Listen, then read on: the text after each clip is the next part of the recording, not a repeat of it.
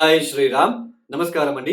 2026 నూతన ఆంగ్ల సంవత్సరాది కర్కాటక రాశి వాళ్ళ సంవత్సర ఫలితాలు ఎలా ఉన్నాయో తెలుసుకుంటూ వెళ్దాం. ముఖ్యంగా ఈ సంవత్సర ఫలితాలని మనము ఏ ఆధారాన్ని బట్టి చెప్పుకుంటున్నామంటే, దీర్ఘకాలికంగా సంవత్సరం మొత్తం కూడా ఒకే రాశిలో సంచారం చేసే శని, గురు, రాహు, కేతు ఈ 4 గ్రహాల ఆధారాన్ని బట్టే మనము ఈ సంవత్సరం మొత్తం గురు బలం ఉందా, శని బలం ఉందా, రాహు, కేతు ఎలా ఉన్నారని చెప్పుకోవడం జరుగుతుంది. ఇది గోచారం ఫలితాలు మాత్రమే. అయితే ఈ 2026వ సంవత్సరంలో ఈ శని గ్రహ రాశి మార్పు అయితే ఉండదు. ఈ సంవత్సరం మొత్తం కూడా శని మీన రాశిలోనే సంచారం చేస్తూ ఉంటారు.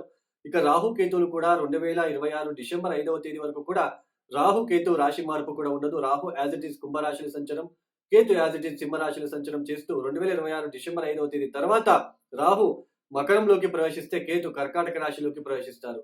ఇక గురుగ్రహం వచ్చేసి సంవత్సరం ప్రారంభంలో ఆయన వక్రించి ఉంటారు. జనవరి, ఫిబ్రవరి, మార్చ్ 11వ తేదీ వరకు మిథున రాశిలో ఆయన వక్రించి సంచారం చేస్తూ మార్చ్ 11వ తేదీ ఆయన వక్రత్యాగం చేసి మిథున రాశిలోనే సంచారాన్ని కొనసాగించి 2026 జూన్ 2వ తేదీ కర్కాటక రాశిలోకి ప్రవేశిస్తారు.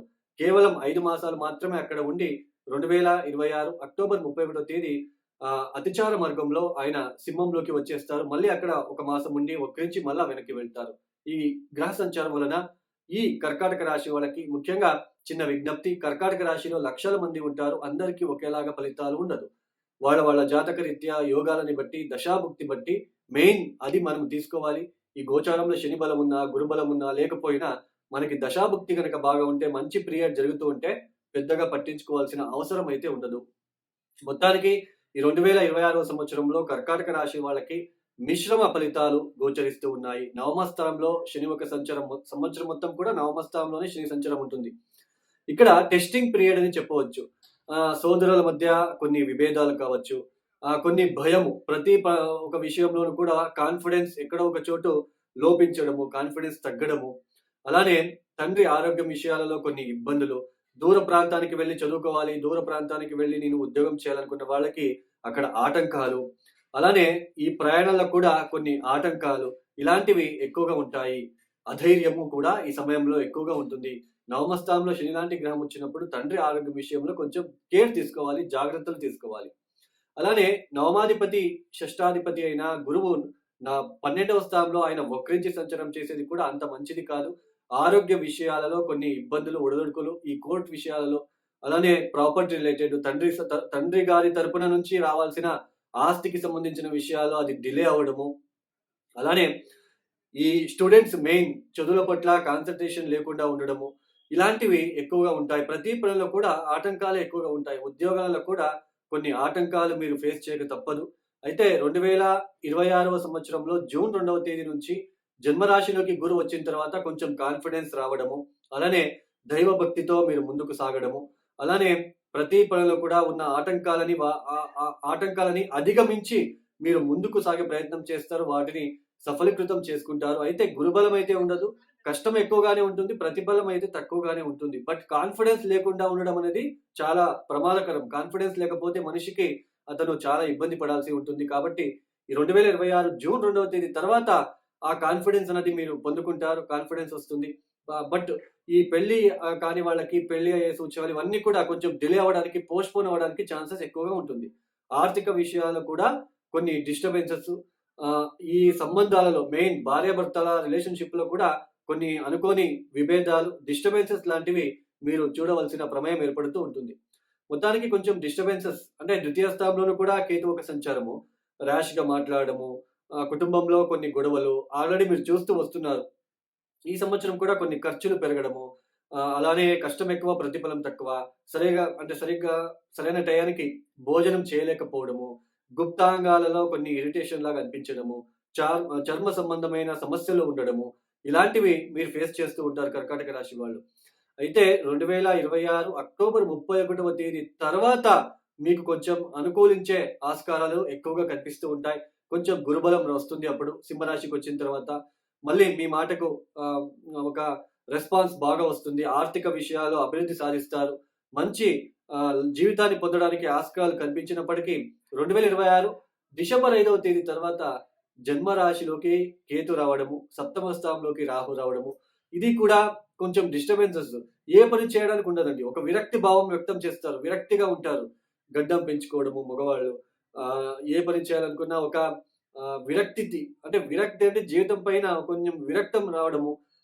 అలాంటి డిస్టర్బెన్సెస్ మీరు ఫేస్ చేస్తారు. అంటే ఇంకేమి లేదులే జీవితంలో అన్నట్టుగా మీకు అనిపిస్తూ ఉంటుంది. అలానే ఈ భార్యాభర్తల మధ్య కూడా డిస్టర్బెన్సెస్ రాకుండా మీరు చూసుకుంటే చాలా మంచిది. లేదంటే కర్కాటక రాశి వాళ్ళకి కొంచెం డిస్టర్బెన్సెస్. ఎందుకంటే సప్తమ స్థానంలోకి రాహు లాంటి గ్రహం వచ్చినప్పుడు ఈ ఆహ్, ఆహ్, మీడియా రంగాలలో పరిచయం అయ్యే వాళ్ళ దగ్గర చాలా జాగ్రత్తలుండాలి. వాళ్ళ దగ్గర క్లోజ్ అవ్వడము, రిలేషన్‌షిప్‌లోకి వెళ్ళడము ఇట్లాంటివి వచ్చే సూచనలుంటాయి కాబట్టి కొంచెం జాగ్రత్తలు తీసుకోండి. ఇప్పుడు సప్తమ స్థానంలోకి రాహు వస్తున్నాడు. మీ జన్మ జాతకంలో ఆ మకర రాశిలో రాహు గ్రహానికి శత్రుత్వం గ్రహం ఏదైనా కుజుడో, సూర్యుడో ఉంటే మ్యారేజ్ లైఫ్‌లో సెపరేషను ఇవన్నీ అవ్వడానికి ఛాన్సెస్ ఉంటుంది. నేను కర్కాటక రాశిలో లక్షల మంది ఉంటారు. అందరికీ సెపరేషన్ అని చెప్పట్లేదు. సప్తమ స్థానంలోకి రాహు వస్తాడు. మీదేది జన్మరాశి కర్కాటక రాశి. సప్తమ స్థానంలోకి రాహు వచ్చిన తర్వాత ఆ మకర రాశిలోకి ప్రవేశిస్తారు. మీ జాతకంలో మీరు పుట్టినప్పుడు మకర రాశిలో ఏదైనా గ్రహం ఉందా చూసుకోండి.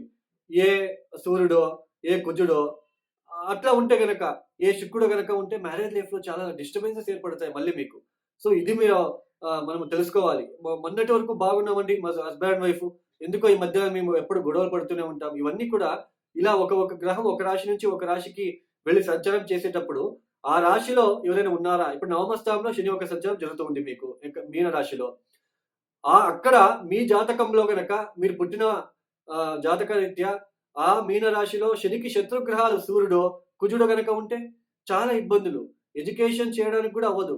అలానే తండ్రి ఆరోగ్యం విషయాలు చాలా ఒడిదుడుకులు, అన్నదమ్ముల మధ్య సమస్యలు, ఇబ్బందులు, గొడవలు ఇవన్నీ చూడవలసిన ప్రమేయం ఉంటుంది.